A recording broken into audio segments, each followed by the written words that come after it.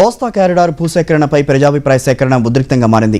భూములు ఇచ్చేది లేదంటూ గుంటూరు జిల్లా నిజాంపట్నం మండలంలోని దిండి గ్రామస్తులు స్పెషల్ డిప్యూటీ కలెక్టర్ శ్రీలతను నిర్బంధించారు. భూసేకరణ నిలిపేసి గ్రామం నుంచి వెళ్లకపోతే ఊరుకోబోమంటూ ఆమెపై మహిళలంతా విరుచుకుపడ్డారు. గ్రామస్తులు స్పెషల్ కలెక్టర్ను చుట్టుముట్టడం వల్ల పరిస్థితి ఉద్రిక్తంగా మారింది. పోలీసులు ఎంత వారించినా ఫలితం కనిపించలేదు. అధికారులు ప్రజాభిప్రాయ సేకరణ విరమించుకుని వెనుదిరిగిన తర్వాత పరిస్థితి సద్దుమణిగింది.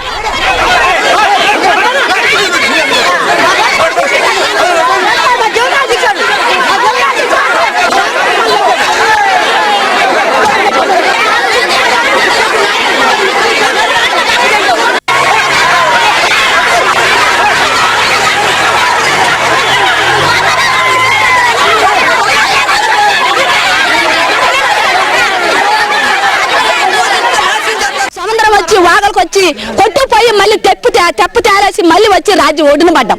ఆనాడు ఎవరు ఆలకిచ్చిన వాళ్ళు ఎవరు లేరు. ఈనాడు వాళ్ళకి అన్నం తినబోయే వరకు మా బిడ్డల్ని మమ్మల్ని దోయించేసి ఏ ఊరు పంపిస్తారో ఎక్కడ చంపుతారో మేము పాం. మా గడ్డను మేమే నాశనం అయిపోతాం. ఊరు మాకే కావాలి, మా గ్రామం మాకే కావాలి. మేము ఈ ఊరు వదిలి వెళ్ళము. వీళ్ళు చంపినా సరే ఏం చేసినా సరే మా ఊరు మాకే కావాలి. మేము వెళ్ళి ఇంకొక ఊర్లో మేము బతకలేము.